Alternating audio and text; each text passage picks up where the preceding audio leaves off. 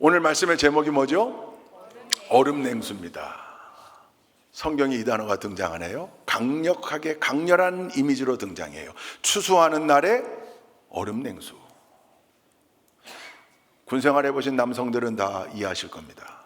예전에는 군대에서 3번 여름을 나고 나오시는 분도 있었어요. 근데 요즘은 한 번, 조금 입대 날짜가 좀 그러면 2번 이렇게 경험하고 나와요.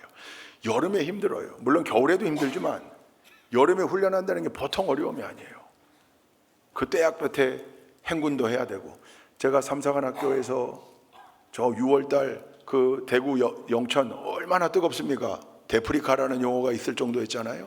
37도일 때 60km 행군했어요. 와, 진짜 그때 제 머릿속에 시원한 얼음물 그거 하나 하고, 또 하나가 시원하게 냉장고에 넣어놨던 수박, 그거 너무 먹고 싶다, 간절하다. 그랬더니 옆에 막 계속 자기들만의 이야기를 하는데, 그 법사들하고 신부들은 좀 다르더라고요. 거긴 캔맥주, 시원하게 넣어놓은 캔맥주, 그게 그렇게 간절하대요. 더워서 그런 거죠. 그때 얼음 냉수 한 잔 마실 수 있다면 에너지가 그냥 막 10칸씩 충전될 것 같은데, 요즘 생각해 보면 정말 얼마나 시원한가요, 우리 교회가. 그죠? 에어컨 이거 없었으면 어떡할 뻔했을까. 근데 사실 우리 어릴 때 교회 에어컨 없었거든요. 저 천장에 돌아가는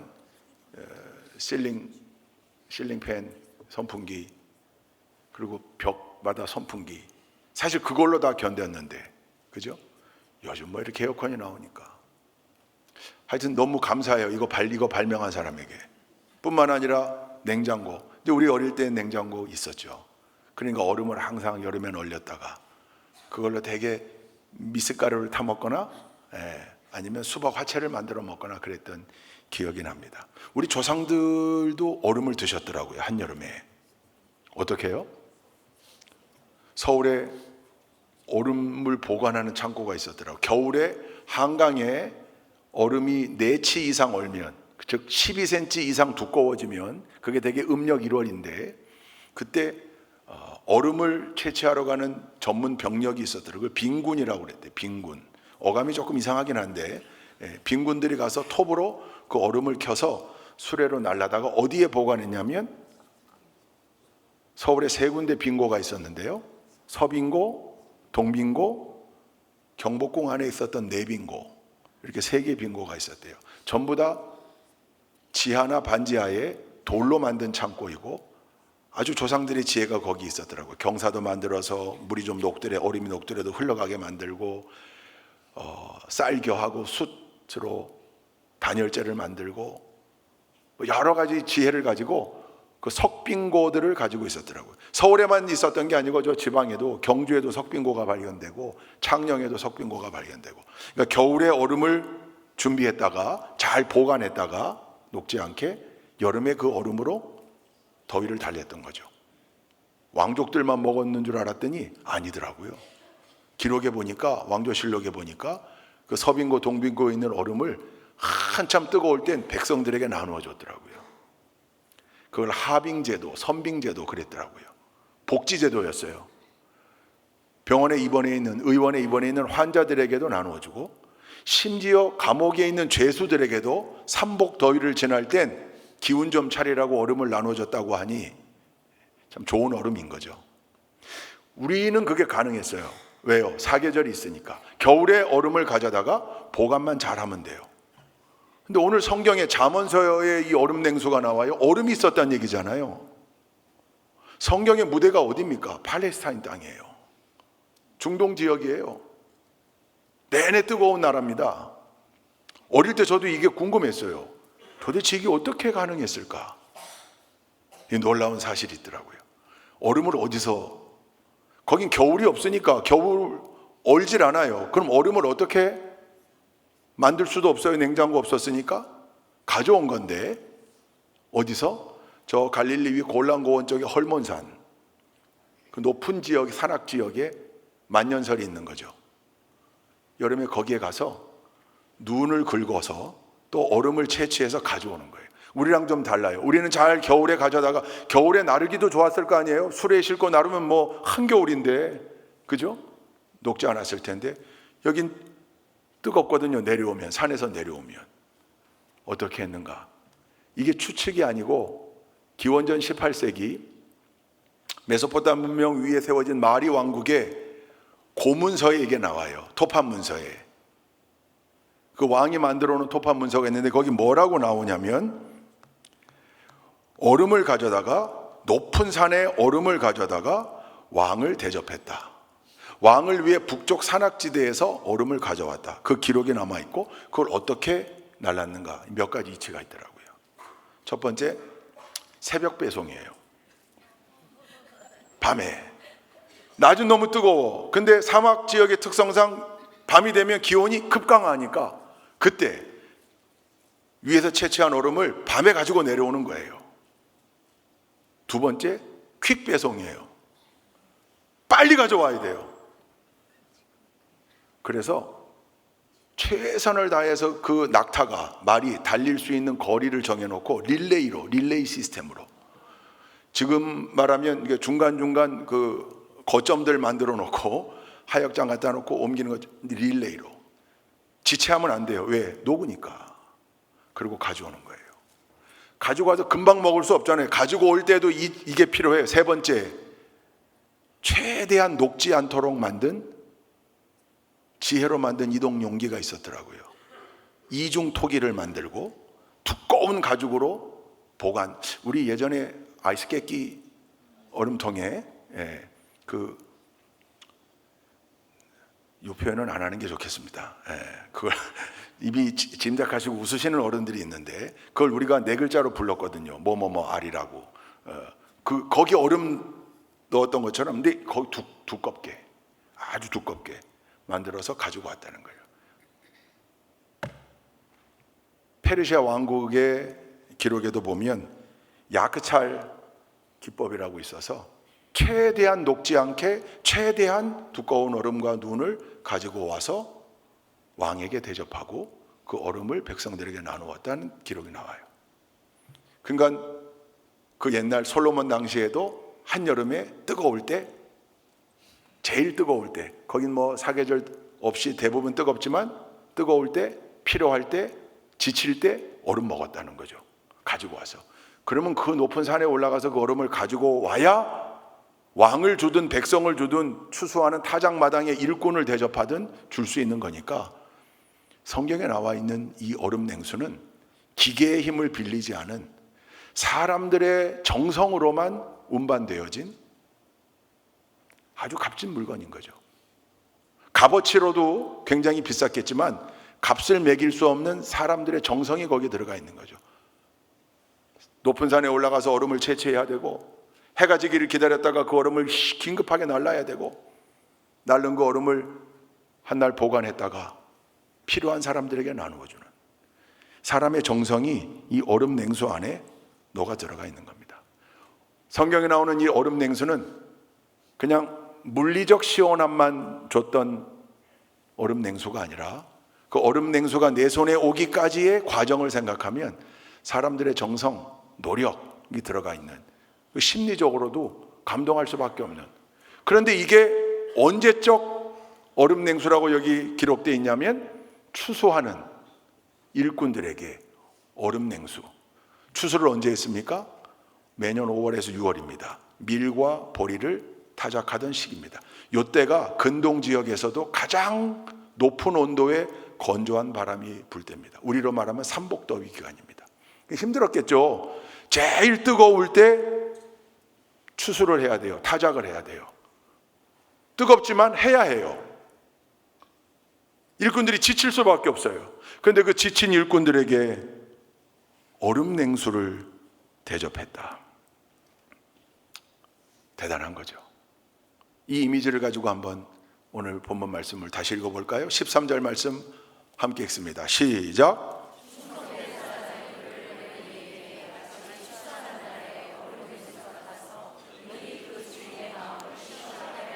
추수하는 날의 얼음 냉수 너무너무 시원해. 너무너무 힘이 되고 정신이 번쩍 나고 에너지가 10칸 쫙 충전이 되고 급속 충전이 되고 그런 얼음 냉수인데, 오늘 말씀을 읽어보니까 이 얼음 냉수 같은 존재가 누구라는 거예요? 충성된 사자라는 거예요. 사실 이 말씀의 핵심 키워드는 얼음 냉수가 아니에요. 충성된 사자예요. 이런 걸 도치법이라고 그러죠. 앞뒤를 바꿔놓은 것. 사실 오늘 이 말씀이 우리에게 던지는 메시지는 이렇게 바꿀 수 있어요.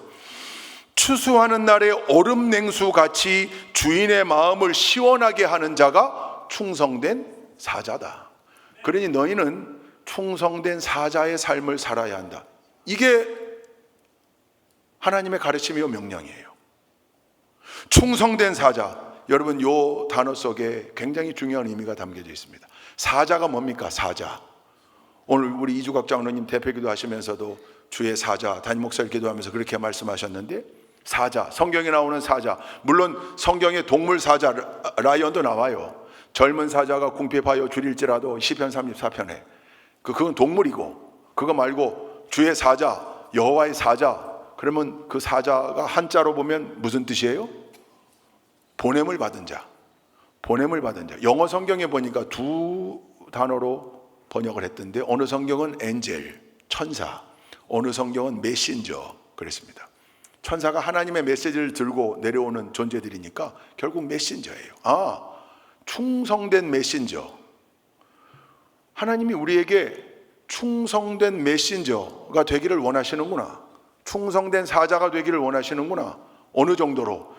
주인의 마음을 시원케 하는데 어느 정도로 시원케 하냐면, 추수하는 날, 그 뜨거운 날, 지친 날, 얼음 냉수 같은 시원함을 줄 수 있는 충성된 사자를 원하는구나. 어떻게 해야 충성된 사자가 될 수 있습니까? 뭐 여러 가지로 설명할 수 있겠지만, 여기서 말하는 충성이란 뭡니까? 핵심이 뭡니까? 나는 사자일 뿐, 즉 메신저일 뿐, 보냄을 받은 자일 뿐.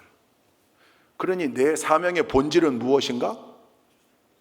메시지를 들고. 누구의 메시지요? 주인의 메시지입니다. 자기 메시지가 아니에요. 이게 본질이에요. 충성된 사자는 늘 자기를 보낸 주인의 의도를 명찰하고 분명하게 성찰하고 분명하게 파악하고 그 주인의 의도와 메시지를 정확하게 전달하는 사람,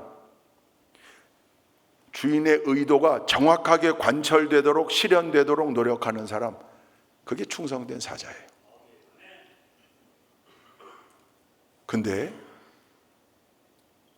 대부분의 사람들은 변질된다는 거죠. 어떻게?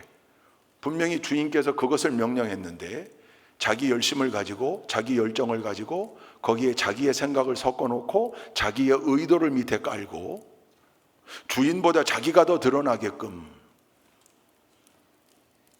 넘어지는 거죠. 목사들이 그래요. 하나님의 뜻이 여러분들에게 전달되어질 수 있도록, 잘 이해될 수 있도록, 그 명령이 여러분의 삶 가운데 잘 녹아들고 삶 속에서 잘 실천되고 실현될 수 있도록, 그게 1번이어야 하는데, 그거 말고 그 말씀을 전하는 가운데 설교자가 드러나고 설교자가 영광을 받고 내 이름이 올라가고 내 명성이 높아지는 것에 관심 가지면 그건 절대로 충성된 사자라고 할 수 없는 거죠. 근데 그게 목사만의 일인가? 아니요. 여러분 모두가 마찬가지입니다. 하나님께서 우리를 불러 세우셨잖아요. 동의하시면 아멘. 임명장은 담임 목사 이름으로 줬다 할지라도, 성도들이 당회 때 모여 투표했다 할지라도 그 모든 과정을 인도하시고 궁극적으로 우리를 세우신 분은 하나님이심을 우리가 인정하잖아요. 하나님으로부터 택함받은 사람들, 너희가 나를 택한 것이 아니요 내가 너희를 택하여 세웠나니. 하나님께서 세우셨습니다. 하나님께서 사명을 맡기셨습니다. 하나님께서 우리를 보내십니다. 그러니 우리는 다 사명자들이에요. 하나님의 자녀로 세움받았고 성도로 부름받았고 집사로, 권사로, 장로로, 목사로 다 사명이 있어요. 사명의 본질이 뭔가? 우리를 세우시고 우리를 보내시는 하나님의 의도가 무엇인가? 하나님의 뜻이 무엇인가? 분명하게, 그리고 그 뜻이 이루어질 수 있도록 메시지를 전하고 도구로 쓰임받는 존재, 그게 충성된 사자입니다. 추수하는 날 얼음냉수 같은 충성된 사자가 표현되어 있다면 반대도 있겠죠. 하나님을 덥게 만드는 불충한 직분자들, 두렵지 않습니까? 저도 늘 그 두려움을 가지고, 그러니까 여러분, 설교는 강연이 아니고 강의가 아니고 연설도 아니고 이건 하나님의 메시지잖아요. 그래서 저는 메신저로 늘 쓰는 겁니다. 그래서 가운, 그 의미를 더 크게 하기 위해 가운을 입는 겁니다. 요즘 가운을 안 입는 목사님들도 많지만 안 입는다고 잘못된 거 아니에요. 본인들의 예배 신학적 차원에서 가운을 안 입고도 편안하게 더 다가가기 쉽게 그렇게 하시는 분들도 있고, 저는 31년째 가운 입고 있습니다. 어떤 의미가 좋아서 그런가? 부족한 내 모습을 가려주는 의미로. 여러분도 마찬가지예요. 설교를 듣는 여러분들, 주일날 예배 와서, 수요일날 예배 와서, 새벽 예배 와서 모든 예배 때마다 읽혀지고 선포되는 말씀을 들을 때 여러분 어떻게 말씀을 듣습니까? 찬양단에게 집중하라고 그랬더니 집중하면서 누가 박자를 틀리나, 누가 음정을 틀리나, 그런 거 보라는 얘기가 아니고 그 찬양으로 선포되어지는 그 메시지에 귀를 기울이고 하나님께 올려드리는 그 찬양의 영광의 마음을 싣는 거잖아요. 말씀도 마찬가지죠. 말씀도. 여러분, 설교 평가단으로 여기 계신 거 아니잖아요. 야, 오늘 설교 좋았어. 오늘 목사님 설교 좋았어. 오늘 내 점수는 9.5, 9.7. 거기서 끝나면 하등 소용이 없는 거죠. 참 신기해요. 저도 말씀을 전하면서 늘 준비하고 또 준비하고, 설교단 올라오기 전까지 말씀을 다시 되새기고 되뇌이고 준비하고, 그리고 올라와요. 어느 날은 말씀을 전하고 내려갈 때 설교자들은 되게 그런 게 느껴져요. 오늘 내 말씀을, 내가 전한 하나님의 말씀이죠. 내가 전한 하나님의 말씀을 우리 성도들이 잘 받아 먹었다, 이런 게 느껴질 때가 있어요. 또 어떨 때는 내가 준비한 설교를 참 내가 마음껏 잘 전했다, 스스로 만족이 될 때가 있어요. 근데 반대도 있어요. 이상해요. 설교하면서도 좀 힘들었어요. 설교를 하고 나서도 마음이 좀 찜찜해요. 내가 전하려고 준비했던 것, 하나님께서 영감으로 일주일간 나에게 허락하시고 내가 그렇게 준비해서 오늘 전했던 그 말씀 가운데 좀 부족함이 느껴져요. 딜리버리 하는 과정 중에 좀 실수도 있었고, 생각이 좀 꼬이기도 했고, 말이 꼬이기도 했고. 근데 신기하죠? 스스로 그게 만족이 안 되는 그날 어김없이 문자가 와요. 목사님, 오늘 그 말씀이 꼭 나를 향한 설교 내내 얼마나 울었는지 모릅니다. 이런 문자들이 와요. 그러니까 이건 개인의 능력으로, 인간의 능력으로 하는 게 아니라는 거죠.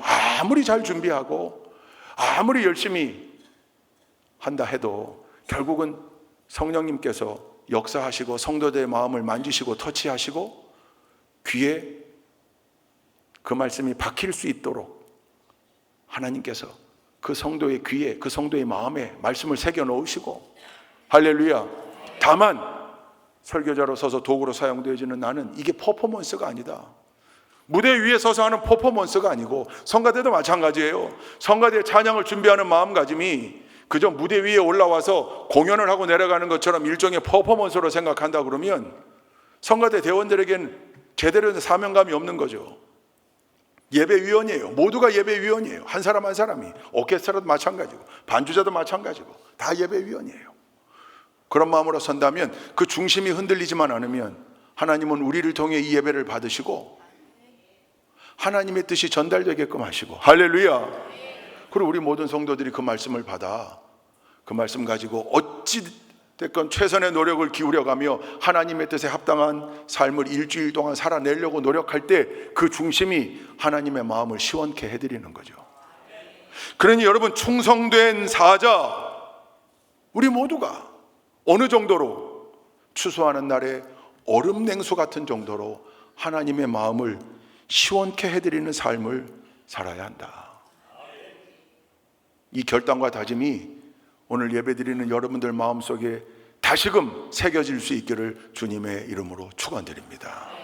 그래서 여러분, 성경 말씀에 보면 감동적인 스토리가 하나 나오는데 이 말씀과 비슷한 의미로 사무엘하 23장에 나와요. 한번 읽어보시죠. 우리가 사무엘하 23장 14절부터 17절까지입니다. 함께 읽습니다. 시작. 그때 다윗은 산성에 있었고 그때 블레셋 사람의 요새는 베들레헴에 있는지라. 다윗이 소원하여 이르되 베들레헴 성문 곁 우물물을 누가 내게 마시게 할까 하매 새 용사가 블레셋 사람의 진영을 돌파하고 지나가서 베들레헴 성문 곁 우물물을 길러 가지고 다윗에게로 왔으나 다윗이 마시기를 기뻐하지 아니하고 그 물을 여호와께 부어드리며 이르되 여호와여, 내가 나를 위하여 결단코 이런 일을 하지 아니하리이다. 이는 목숨을 걸고 갔던 사람들의 피가 아니니이까 하고 마시기를 즐겨하지 아니하니라. 새 용사가 이런 일을 행하였더라.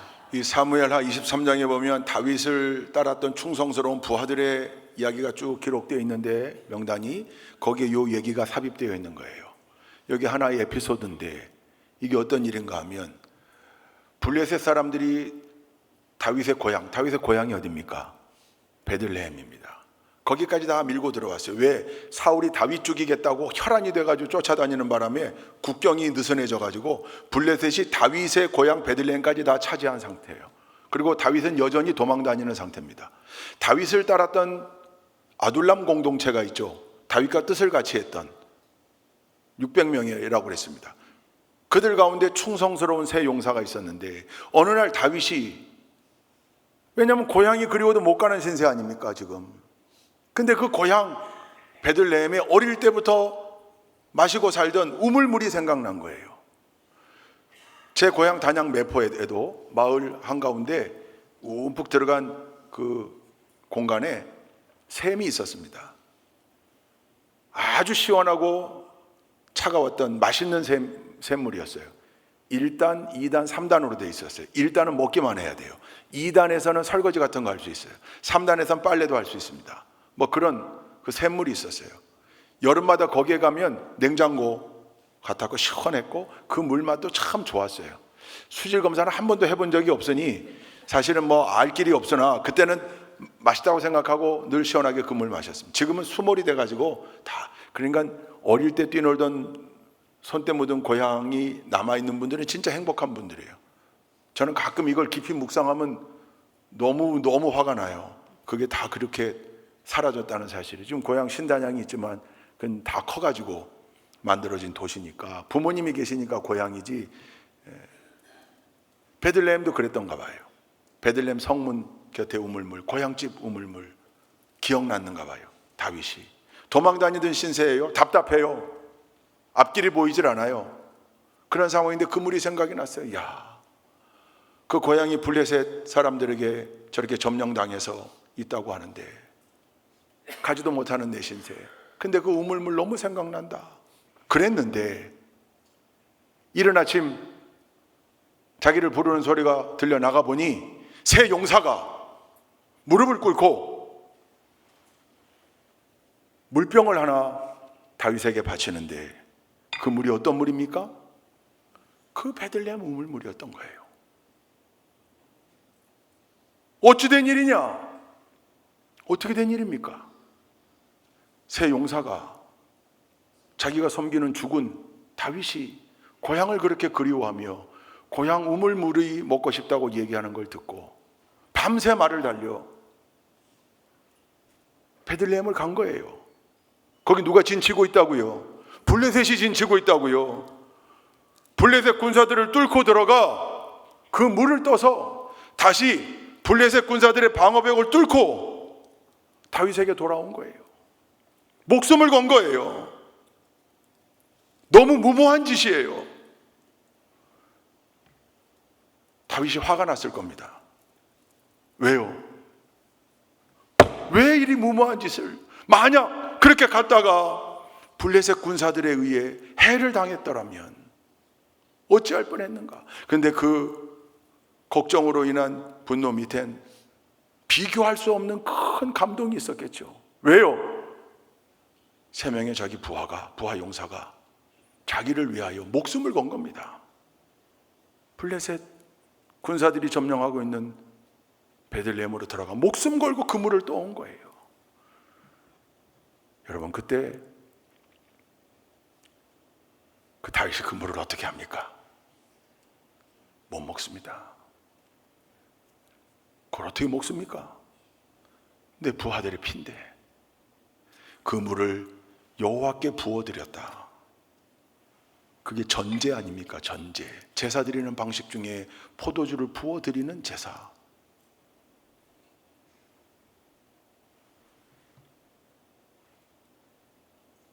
세 용사가 자기의 죽은 다윗에게 어떤 존재였을까?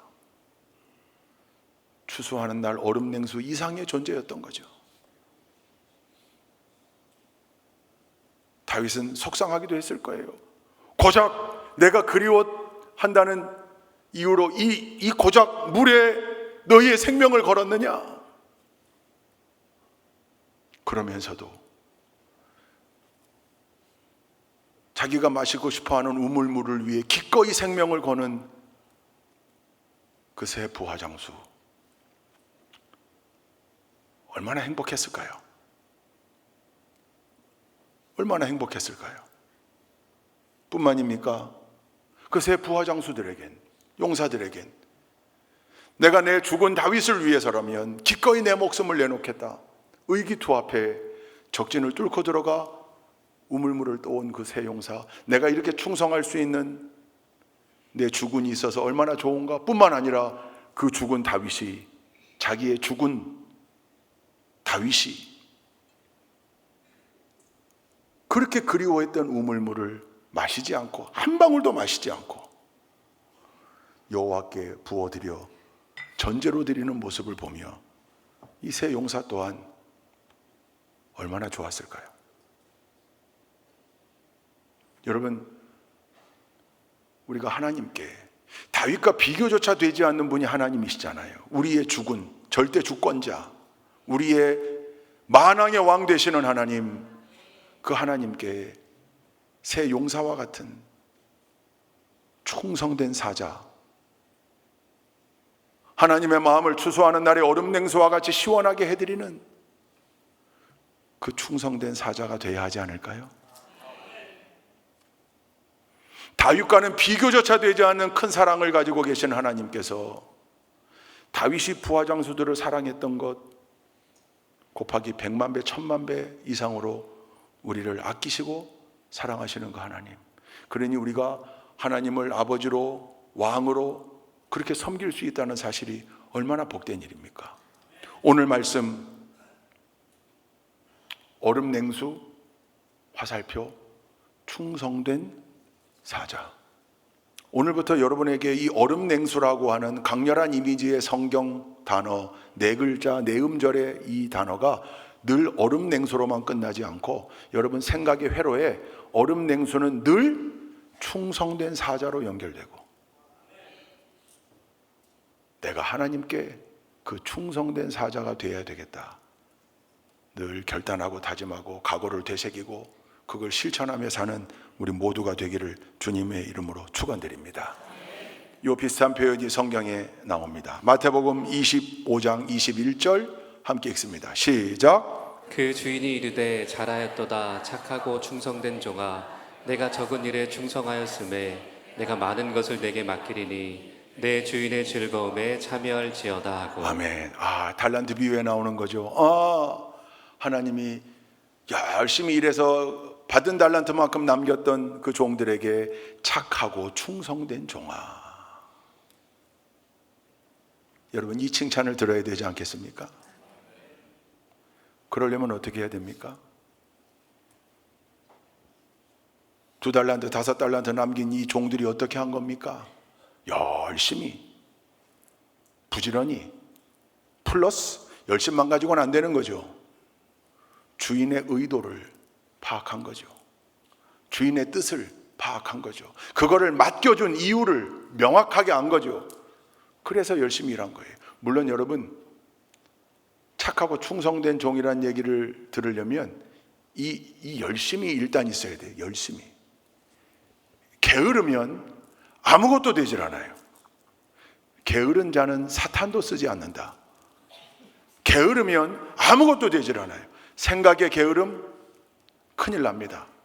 행동의 게으름 이룰 게 없습니다. 부지런하여 게으르지 말고 열심을 품고 주를 섬기라. 열정과 열심이 식어지지 않도록 노력해야 됩니다. 근데 이것만 가지고는 안 돼요. 왜요? 열심을 내는데 자기를 위하여 내는 열심이라면 안 된다고 그랬잖아요. 충성된 종이 안 된다니까요. 그건 자기 영광을 위해서 하는 거니까. 그래서 언제나 주인의 의도를 명찰해야 돼요. 주인의 뜻을 명찰해야 돼요. 그게 여기에 있는 겁니다. 그래서 우리가 말씀을 읽는 거고, 그래서 우리가 예배 때마다 선포되는 말씀에 귀를 기울이는 거고, 그래서 우리가 늘 새롭게 깨닫고 다짐하고 결단하기 위해 노력하는 겁니다. 그래야 착하고 충성된 종이라 칭찬 들을 수 있습니다. 하나님께 얼음 냉수 같은 시원함을 드리는 착하고 충성된 종이 다 되실 수 있기를 주님의 이름으로 축원드립니다. 두 번째 고린도전서 16장도 읽어보십시다. 17절 18절 함께 읽습니다. 시작. 내가 스데바나와 부드나도와 아가이고가 온 것을 기뻐하노니 그들이 너희의 부족한 것을 채웠습니다. 그들이 나와 너희 마음을 시원하게 하였으니 그러므로 너희는 이런 사람들을 알아주라. 사도 바울이 지금 이 편지를 쓰고 있는데, 스데바나와 부르나도와 아가이고 그들이 우리에게 왔는데 그들은 전부 우리를, 나와 너희를 어떻게 하는 자들이다? 시원하게 하는 자들이다. 우리의 주인 되시는 하나님께만 얼음냉수 같은 존재가 되라는 말이 아니라 하나님의 뜻을 명찰해보면 하나님의 뜻은 명확합니다. 하나님 사랑, 두 번째는요 이웃 사랑. 하나님께 영광, 이웃에게 사랑. 늘 하나님의 뜻은 여기에 늘 그게 반복이잖아요. 얼음냉수 같은 존재, 추수하는 날 얼음냉수 같은 존재가 되는 것, 첫째가 주인 되신 하나님께 충성된 종의 모습으로 얼음냉수 같은 존재가 되어야 한다면, 두 번째는 우리 서로 동역자들에게, 이웃들에게 언제나 얼음냉수 같은 시원한 존재. 청주가 낳은 위대한 드라마 작가가 있으시죠? 누굽니까? 김수현 씨. 뭐 옛날 대단했잖아요, 그 드라마. 아주 그 독특한 문체가 있죠. 그리고 그분이 자주 쓰는 시그니처 표현이 몇 개 있었어요. 그 중에 덥다는 표현이었어요. 근데 더워서 더운 게 아니고 주로 상대방 사람에게 그런 표현 썼어요. 너 덥다.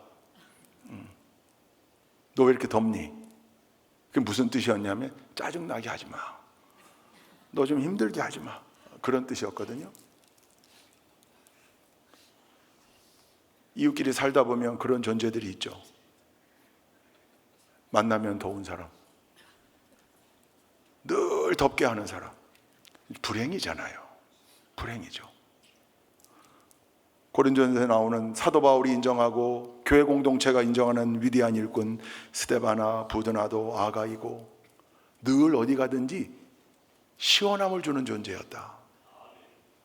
하나님은 당신에게 충성하는 모습, 그래서 충성된 사자라고 부를 만한, 착하고 충성된 종이라고 부를 만한 사람들의 삶에는 이미 이웃을 향한 시원함이 다 포함되어 있는 거예요. 왜? 하나님이 늘 그렇게 강조하셨으니까. 하나님 사랑, 이웃 사랑. 하나님 사랑, 이웃 사랑. 하나님을 사랑하되 마음과 뜻과 힘과 정성을 다하여 사랑하고 이웃을 사랑하되 네 자신처럼 사랑하라.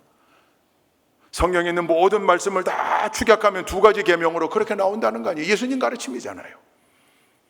그러니 하나님의 마음을 시원케 해드리는 삶뿐만 아니라 우리 성도들에게, 옆에 있는 동역자들에게 뿐만 아니라 이웃들에게, 여러분 얼음냉수 같은 존재가 되어야 하지 않겠습니까?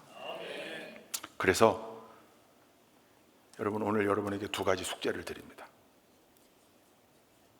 다음 주일까지 딱 일주일간만 한번 실천해 보십시다. 첫 번째, 하나님의 마음을, 이 삼복더위에 하나님의 마음을 시원케 해드리기 위해서, 하나님의 뜻을 더 분명히 알기 위해, 의도를 명찰하기 위해 우리 일주일 동안 성경을 더 많이 읽읍시다. 지금까지 읽었던 것 몇 배로 더 많이 한번 읽어보십시다. 뿐만입니까? 그 말씀을 묵상하고 예배의 자리, 여러분 언제부터 수요 예배는 그들만의 예배가 됐습니까? 그러면 안 돼요. 공예배, 이번 주 수요 예배는 한번 다 나와 보십시다. 그 다음 주 또 나오라고 안 할 테니까 한번 해보는 거죠. 경건을 더 연습해 보는 거죠. 더 기도해 보고 찬양도 더 많이 하고 말씀도 더 많이 묵상하고 큐티하고 새벽 기도에도 더 나와 보고 하나님 마음을 시원케 해드리기 위하여 하나님의 뜻을 분별하고 하나님께 내 중심을 드리기 위해 또 스스로 모습을 돌아보고 나는 지금 제대로 된 모습으로 예배하고 있나? 여러분, 제대로 된 예배자의 모습이 되기 위해서 아까도 얘기했지만 말씀에 집중 안 하고 아이 컨택 안 되고 앞사람 뒤에 숨고 자려고 노력하고, 여러분 깨려고 노력해야지 자려고 노력하면 안 돼요. 이건 예배자의 모습이 아니에요. 온전한 예배자로 서기 위해 더 노력하고 이거 일주일간 한번 해보는 거죠. 할렐루야. 여러분 각자가 더 많은 숙제를 개발해서 한번 해보시기 바랍니다. 이번 한 주간은 내가 진짜 이 더운 날 하나님께 얼음냉수 같은 존재로 한번 일주일간 마치 나시린처럼 구별하여 한번 내가 해보겠다. 이 숙제가 우리를 더 경건하게 할 줄로 믿습니다. 두 번째 숙제 뭘까요? 이웃에게 동역자에게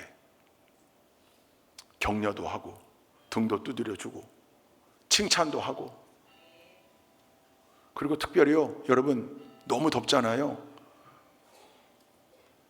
배달하시는 분들 엄청 많아요. 여러분도 택배 엄청 많죠. 대부분 배달해서, 저도 우리 목양간에 배달 오는 모든 배달하시는 분들 그냥 안 보내려고 노력해요. 늘 드링크를. 근데 그 드링크 하나인데요, 그 얼굴에 쓰여 있어요. 이렇게 버프를 끼고 있지만 눈으로 보여요. 감동하고 있는 게. 너무.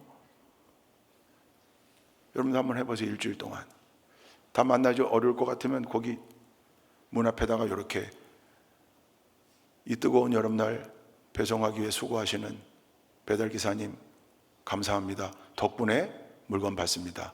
좋은 교회 아무개 권사.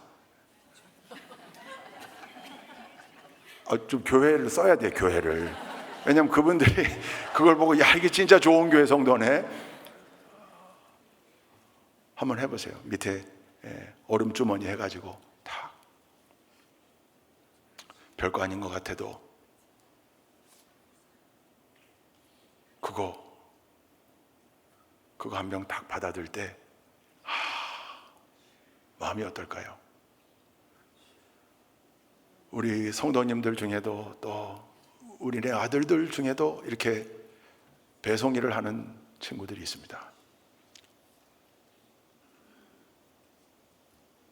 생각해보면 너무 힘들 것 같아요. 그 아파트 계단을 뛰어 오르내리며 그냥 아스팔트가 뿜어내는 그 열기를 받으며, 근데 어떻게 가장인데 해야지. 근데 그때 하루에 한 사람이라도 그런 모습으로 응원하고 격려하면 정말 얼마나 좋을까요? 그거 한번 해보십시다. 일주일만이라도. 이게 하나님의 뜻이거든요. 하나님의 뜻을 명찰해보면 나에게 나올 때 중심을 가지고 나오라. 너의 이웃과 함께 할 때 나를 섬기듯 그를 섬기라. 죽게 하듯 하라. 그게 하나님 가르침이잖아요. 삼복도의 마지막 주간입니다. 돌아오는 금요일이 말복이에요. 이 마지막 주간 더 귀한 중심을 가지고 하나님 마음을 시원케 해드리는 추수하는 날 얼음냉수 같은 존재 뿐만 아니라 동시에 그 하나님의 의도를 명찰하여 내 이웃, 내 동역자들에게도 얼음냉수 같은 시원함을 전달하는 우리 귀한 좋은 교회 믿음의 일꾼들 다 되시기를 주님의 이름으로 축원드립니다. 기도하십시다. 좋으신 하나님, 추수하는 날 얼음냉수 같은 시원함을 하나님께 드리고 이웃들에게 전달할 수 있는 충성된 사자 같은 우리 좋은 교회 성도들 다 되도록 인도하여 주옵소서. 예수 그리스도의 이름으로 기도 올리옵나이다. 아멘.